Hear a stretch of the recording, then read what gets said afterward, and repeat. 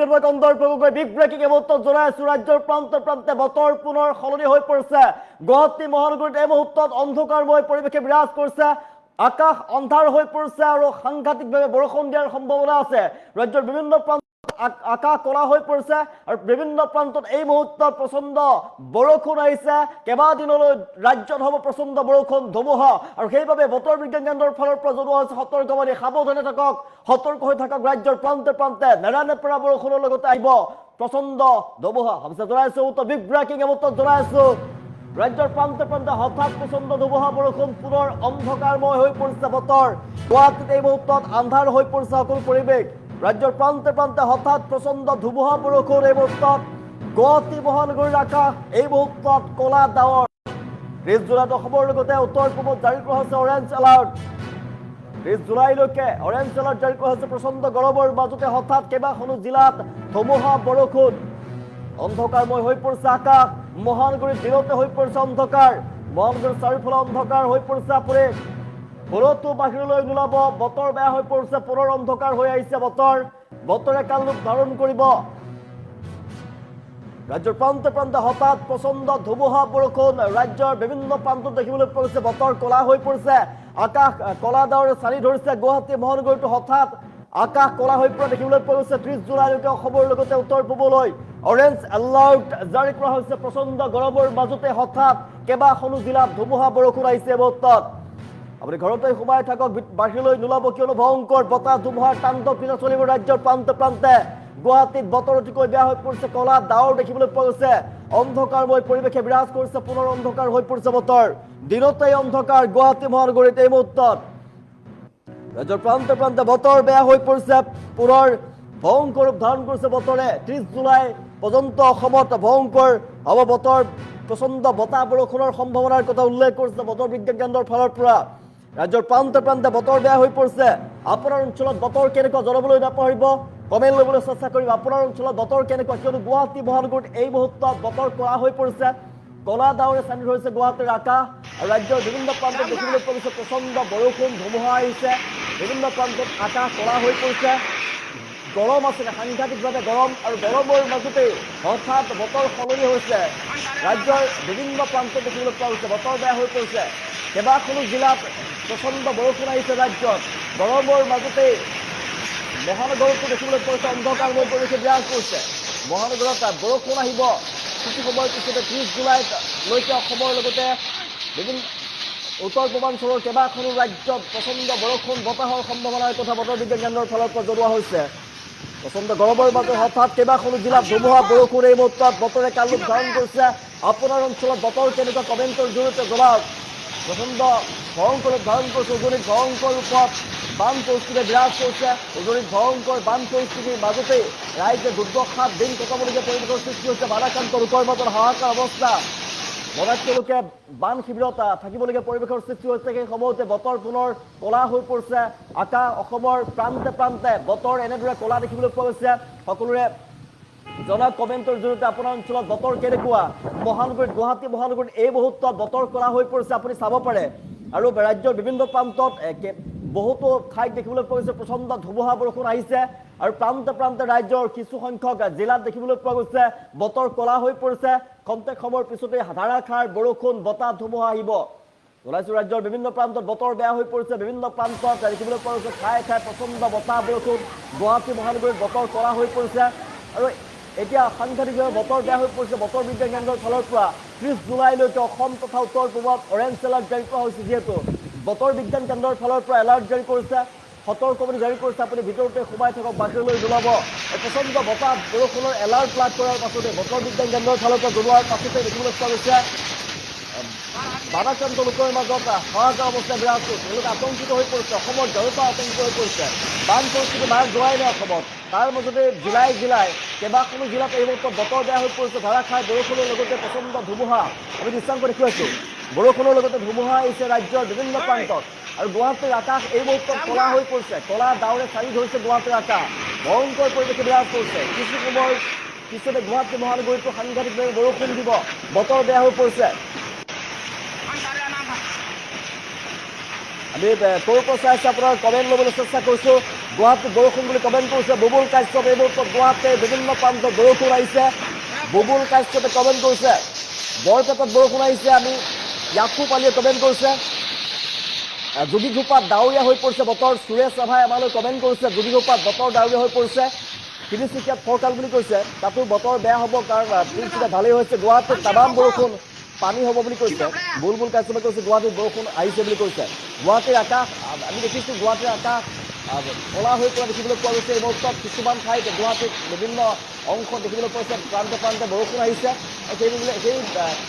ইয়াৰ পিছত দেখিবলৈ গৈছে ৰাজ্যৰ বিভিন্ন প্ৰান্ততে ঠায়ে ঠায়ে বৰষুণ আহিছে, প্ৰচণ্ড ধুমুহা বৰষুণ আহিছে আৰু কিছুমান ঠাইত দেখিবলৈ পোৱা গৈছে বতৰ ক'লা হৈ পৰিছে। আৰু বতৰ বিজ্ঞান কেন্দ্ৰৰ ফালৰ পৰা উত্তৰ পূৰ্বাঞ্চললৈ কেৱল অসমেই নহয়, ৰাজ্যৰ লগতে উত্তৰ পূৰ্বাঞ্চললৈ তেওঁলোকে অৰেঞ্জ এলাৰ্ট জাৰি কৰিছে। ৰাজ্যবাসীক সাৱধানে থকাৰ আহ্বান জনাইছে। বানাক্ৰান্ত লোকে এতিয়া বানত ককবকাইছে। বানত অধিকাংশ লোক এতিয়া 4 জিলাৰ অধিকাংশ লোকে বানৰ কবলত পৰিছে। উজনিৰ বানাক্ৰান্ত লোকৰ দুৰ্দশা, বনাত্যসকলে শিবিৰত বাস কৰিবলগীয়া পৰিৱেশৰ সৃষ্টি হৈছে আৰু অনাহাৰে অনিদ্ৰাৰে তেওঁলোকে বহু মানুহে দিন কটাবলগীয়া পৰিৱেশৰ সৃষ্টি হৈছে। তীব্ৰ গৰমত মহৰ কামুৰণি খাই তেওঁলোকে জীৱন অতিবাহিত কৰিছে। নিজৰ সপোনৰ ঘৰখন তেওঁলোকে হেৰুৱাই পেলাইছে। নিজৰ বিলাসী বাহন তেওঁলোকে বোকাত ফুট গৈছে। তেওঁলোকৰ বিভিন্ন ধৰণৰ সা সামগ্ৰী, সোণৰ গহনা, কাঁহৰ পিতলৰ সা সামগ্ৰী, গড্ৰেজ, তেওঁলোকৰ বিচনা পৰ্যন্ত বোকাত লুতুৰি পুতুৰি হৈ গৈছে, বোকাত ফুট গৈছে। মানুহৰ ঘৰ দুৱাৰ, মানুহৰ পশু পক্ষী ইতিমধ্যেই বানত জাহ গৈছে। মানুহৰ ঘৰ দুৱাৰ বানত জাহ গৈছে। বহু লোকৰ মৃত্যু হোৱাৰ আমি খবৰ লাভ কৰিছোঁ। আৰু এই অৱস্থাত মানুহে বানাক্ৰান্ত লোকৰ মাজত হাহাকাৰ অৱস্থাই বিৰাজ কৰিছে। উজনিৰ 4খন জিলাত হাহাকাৰ অৱস্থা, বিশেষকৈ 3খন জিলাত একেবাৰে চৰাইদেউ,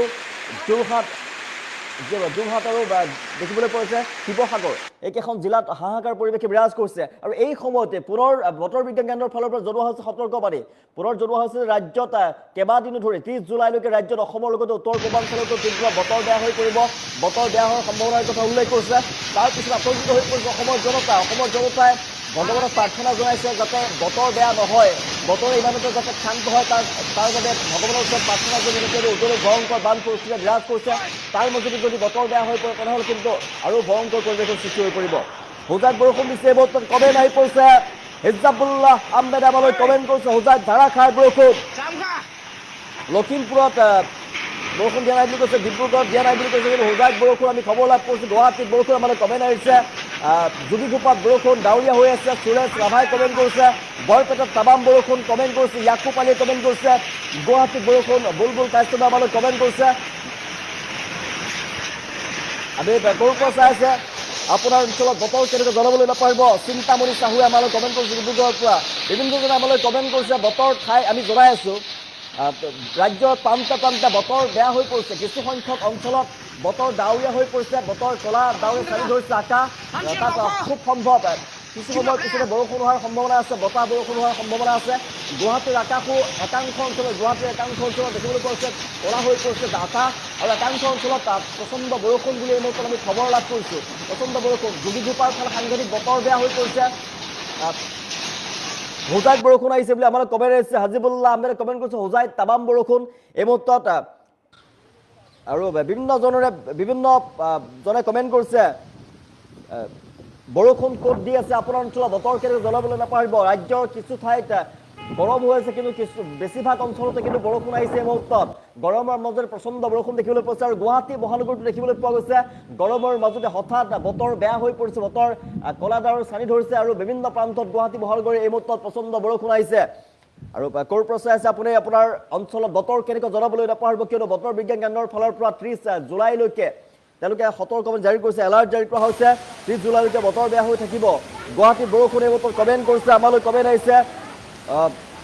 চান্নম ভাগতে কমেণ্ট কৰিছে। গুৱাহাটীত বৰষুণ, গুৱাহাটীত বিৰাট বৰষুণ, চাৰিওফালে আন্ধাকাৰ হৈছে বুলি কমেণ্ট কৰিছে। অৰ্পণাত আছে আমালৈ কমেণ্ট কৰিছে গুৱাহাটীত তামাম বৰষুণ। বঙাইগাঁৱত হেভি ৰেইন বুলি আমালৈ কমেণ্ট কৰিছে। শ্ৰদ্ধাত হুছেইনে কমেণ্ট কৰিছে গুৱাহাটীত বৰষুণ। সত্যজিৎ ৰাজে কমেণ্ট কৰিছে গুৱাহাটীৰ বতৰটো বেয়া দেখিছে, গুৱাহাটীত বহুত বৰষুণ দিছে। বিনোদ বৰুৱাই কমেণ্ট কৰিছে গুৱাহাটীৰ বৰষুণ আমি জনাই আছোঁ। গুৱাহাটী মহানগৰীৰ অধিকাংশ অঞ্চলতে এই মুহূৰ্তত বৰষুণ, প্ৰচণ্ড বৰষুণ আহিছে। গুৱাহাটী মহানগৰীত আপুনি বৰষুণ আহিব বাকীলৈ কিয়নো কৃত্ৰিমমানৰ সৃষ্টি হৈ পৰিব। গুৱাহাটী মহানগৰীত প্ৰচণ্ড বৰষুণ, ৰাজ্যৰ অধিকাংশ অঞ্চলৰ লগতে গুৱাহাটী মহানগৰীত এই মুহূৰ্তত ধাৰাসাৰ বৰষুণ আমি খবৰ লাভ কৰিছোঁ। আৰু প্ৰান্তে প্ৰান্তে বতৰ ক'লা হৈ পৰি সাংঘাতিকভাৱে বৰষুণ আহিছে, বতাহ ধুমুহা আহিছে গুৱাহাটী মহানগৰীৰ বিভিন্ন প্ৰান্তত।